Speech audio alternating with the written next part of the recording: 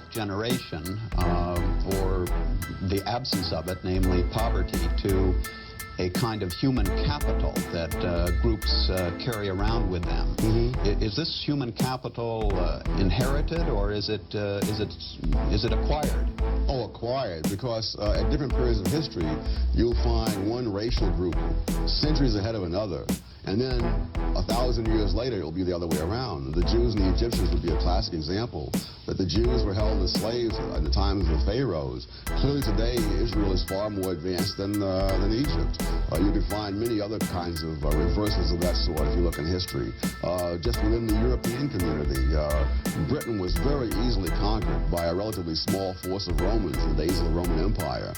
Clearly, England has been ahead of Italy now for centuries by a vast amount. Well, what seems to be critical in the equation, in the human capital equation, and in the acquisition of human capital? Is it education?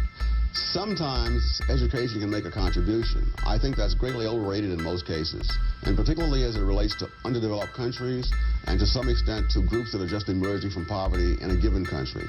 That is, if you have merely formal education, what you may create is an expectation of an enormous economic advantage, of an enormous entitlement to power and privilege and so on, which can be negative in its impact.